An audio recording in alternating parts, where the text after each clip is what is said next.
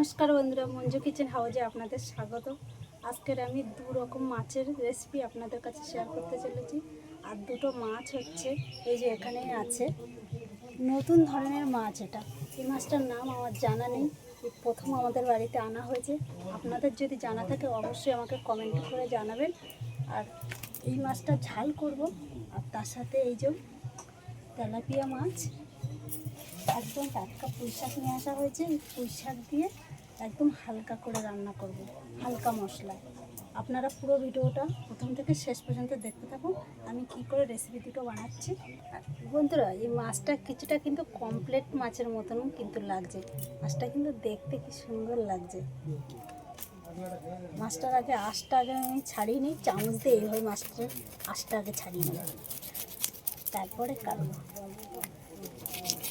মাছের থেকে তো ভালোভাবে আঁশটা ছাড়িয়ে নিয়েছি, এবার কেটে নেবো। আর এর সাথে দুটো পাড়া মাছ বলে এগুলো, একদম পাড়া মাছের বাচ্চা আছে। এগুলোকেও দেখতে কিন্তু সুন্দর লাগছে, আর খেতেও কিন্তু এই মাছগুলো দারুণ লাগে।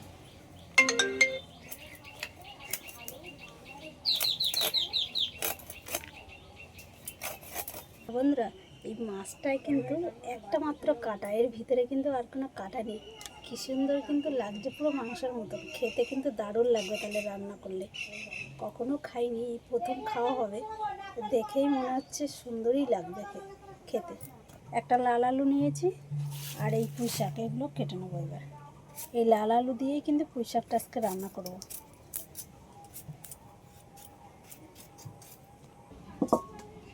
ভাজার জন্য কড়াইতে সাদা তেল দিয়ে দিচ্ছি। সাদা তেল দিয়েই কিন্তু আজকে মাছটা ভাজবো।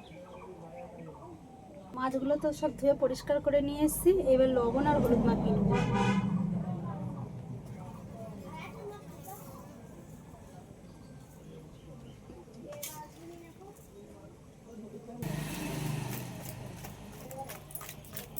তেলটা তো ভালো করে গরম করে নিয়েছি, এবার একটু হালকা করে হলুদ দিয়ে দেবো তেলের মধ্যে।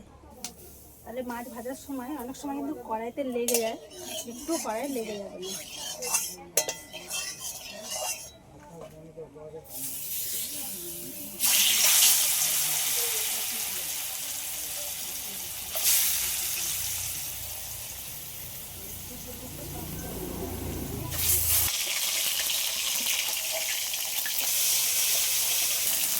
একই সাথে তেলাপিয়া মাছগুলো সব একবারে সব ভেজে নিলাম। সব মাছ ভাজা হয়ে গেছে, কড়াইতে জল দিয়ে দিচ্ছি।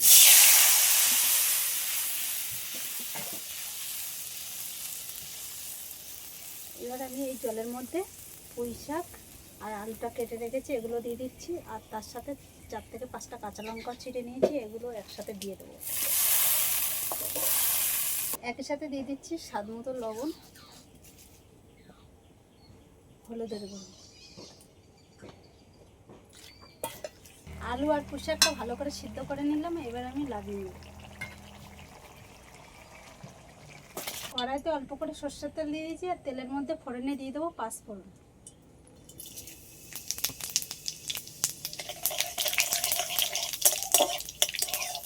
ফোড়নটা তো হয়ে গেল, এইবার আমি অল্প করে একটু পেঁয়াজ কুচি দিয়ে দেবো, দিয়ে সব একসাথে আরেকটু ভেজে নেব।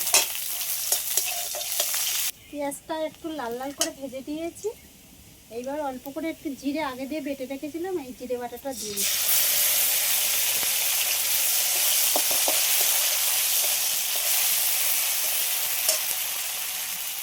জিরে থেকে কাঁচা গন্ধটা চলে গেলে এবার আমি সিদ্ধ করে রাখবো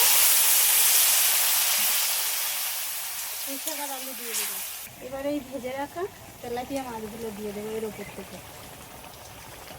বেশি ঝোল হবে না, পুরো গা মাখার মতো। পুঁই শাক রান্না হয়ে গেছে, এবার আমি লাগিয়ে নেব। কড়াইতে আবারও সরষের তেল দিয়ে দিয়েছি, ওর মধ্যে দিয়ে দিচ্ছি পেঁয়াজ কুচি। পেঁয়াজটা তো ভেজে নিয়েছি, হালকা করে একটু কালো জিরে দিয়ে দিচ্ছি। সাইড করে দিয়েছি পেঁয়াজটা, দিয়ে কালো জিরেটা একটু এইভাবে একটু ভেজে নিচ্ছি। তারপরে দিয়ে দেবো রসুন, 2 থেকে 3 কোয়া রসুন থেতো করে নিয়েছি। একটা টমেটো কেটে নিয়েছি, টমেটোটা দিয়ে দিচ্ছি। এবার দিয়ে দেবো লবণ, স্বাদ মতো লবণটা দিয়ে দিলাম। এটা এখানে হালকা করে একটু হলুদের গুঁড়ো নিয়েছি আর লঙ্কার গুঁড়ো। সবগুলো তো ভালো করে ভেজে নিয়েছি আর টমেটোটাও গলে গেছে। এইবার আমি সর্ষে আর কাঁচা লঙ্কা আগে দিয়ে বেটে রেখেছিলাম, এটা দিয়ে দিচ্ছি। এর সাথে দিয়ে দিচ্ছি সামান্য পরিমাণে একটু মিষ্টি। মশলাটা একটু হালকা করে কষিয়ে নিয়েছি আর মশলাতে তেলও ছেড়ে দিয়েছি। এইবার আমি এই ভেজে রাখা মাছগুলো এর সাথে দিয়ে দিচ্ছি। সবগুলো একসাথে একটু হালকা করে এইভাবে নেড়ে চেড়ে নেবো। নিয়ে এবার পরিমাণ মতন জল দিয়ে দিচ্ছি।